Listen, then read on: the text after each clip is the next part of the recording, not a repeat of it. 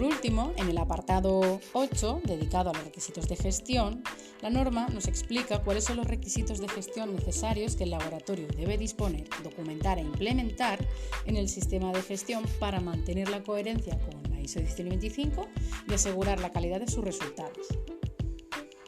Este apartado, la norma lo desglosa en 9 puntos. En el primer punto, y teniendo en cuenta que muchos laboratorios pueden ya disponer de una certificación bajo la norma ISO 9001,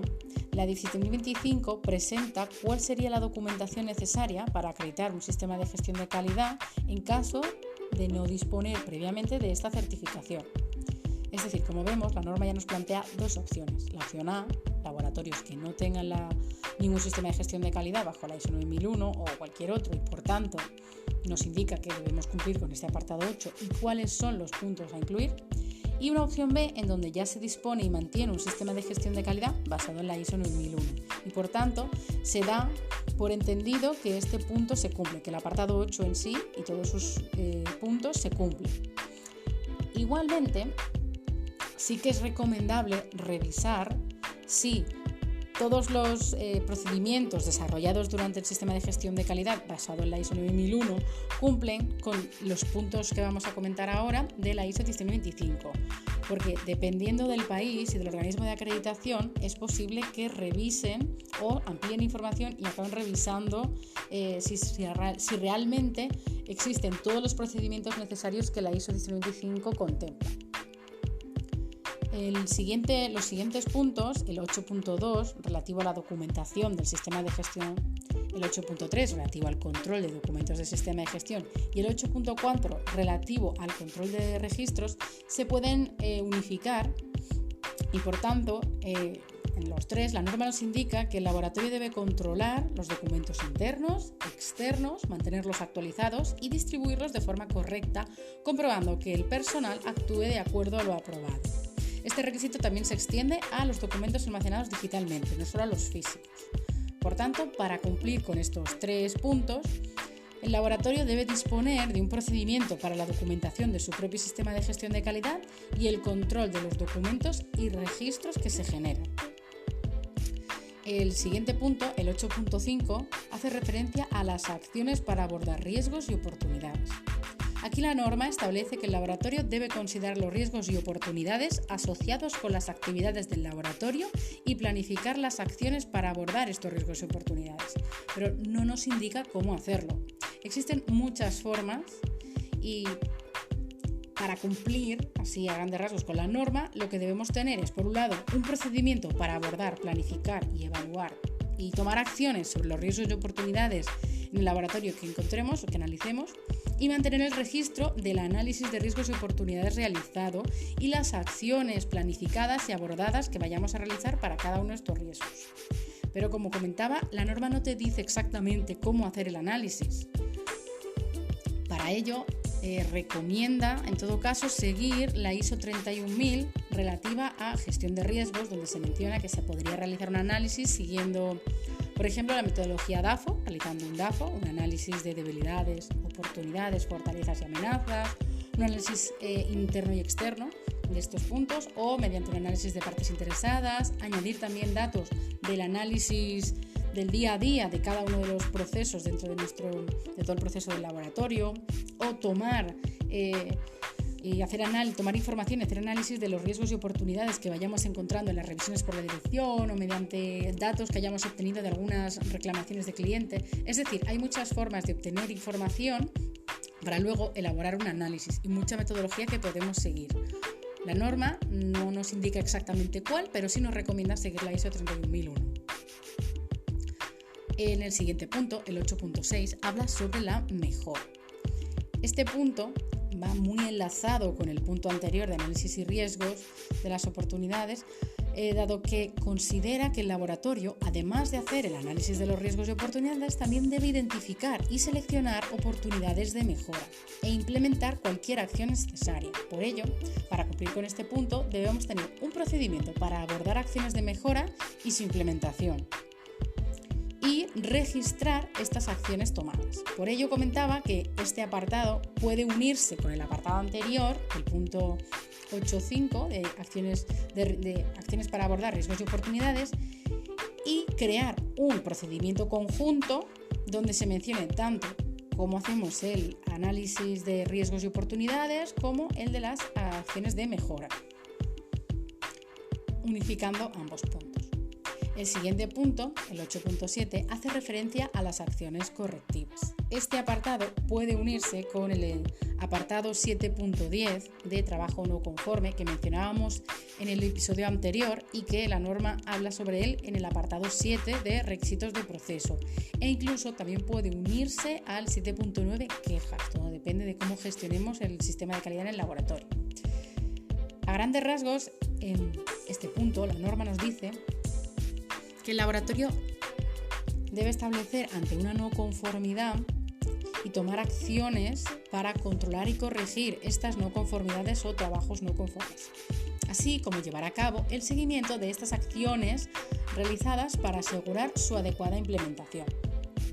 Por tanto, para cumplir con este punto debemos disponer de un procedimiento donde expliquemos cuál es el proceso del laboratorio para abordar las acciones correctivas,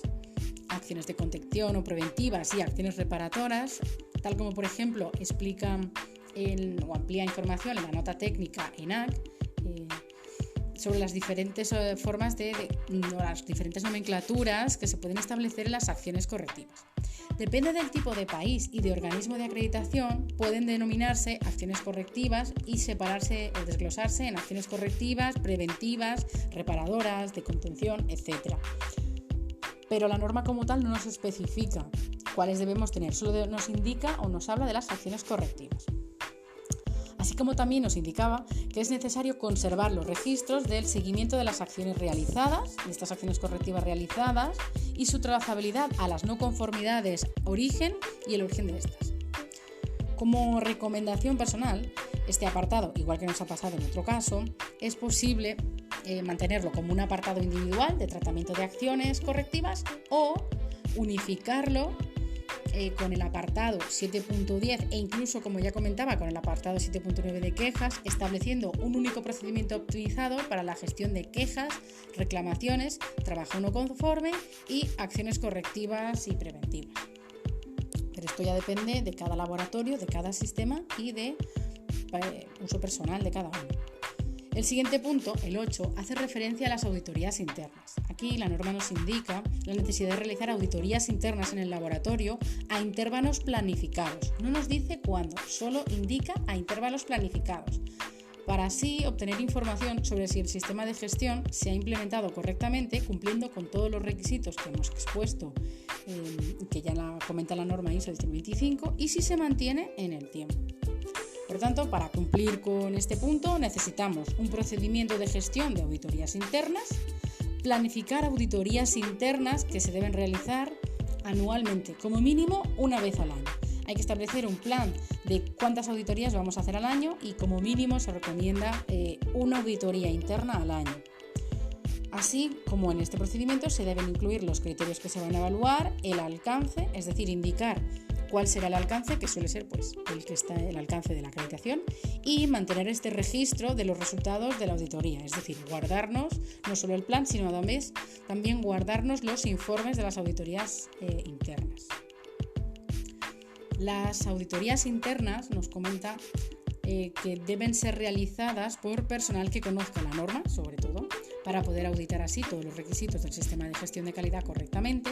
e idealmente, no es obligatorio, se debería realizar por personal externo al laboratorio, por mantener la objetividad, pero también es posible realizar auditorías internas por el propio laboratorio, cumpliendo con las directrices de la norma ISO 19011. El siguiente punto y último dentro de este apartado 8 es el punto 8.9, revisiones por la dirección. Aquí la norma, en este último apartado, nos especifica que la dirección del laboratorio debe revisar todo el sistema de gestión a intervalos planificados. Aquí lo mismo, no nos dice cuándo, pero se recomienda que como mínimo sea una vez al año. Para asegurar el adecuado y eficaz cumplimiento de las políticas y objetivos de calidad que nos hemos establecido inicialmente, durante esta revisión por la dirección, es importante revisar todos los procesos de entradas y salidas del mapa de procesos del laboratorio. Esto, para aquellos que ya cumplan con la ISO 9001, lo elaborarán y ya tendrán un procedimiento de revisión por la dirección. Para los que no, es por eso que es necesario incluirlo y la norma lo contempla. Por tanto, ¿qué tenemos que tener para cumplir este último punto del apartado 8? Pues un procedimiento para la elaboración de la revisión por la dirección, como siempre, todo procedimentado. Una planificación de cuáles van a ser las revisiones por la dirección que vamos a hacernos anualmente en el laboratorio, como mínimo una vez al año, y los temas objeto a tratar, es decir, qué temas se van a tratar durante estas revisiones por la dirección, durante estas reuniones, qué se va a comentar, qué se va a ver dentro del sistema de gestión de calidad,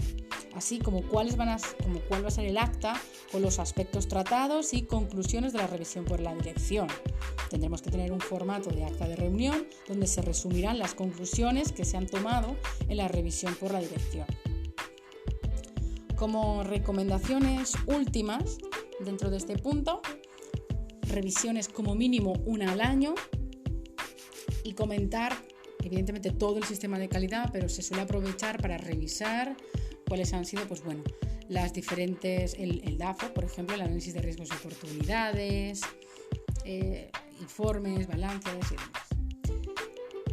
Como hemos ido viendo a lo largo de los diferentes apartados dentro de los episodios en este podcast, la norma nos especifica para cada uno de los procesos dentro del laboratorio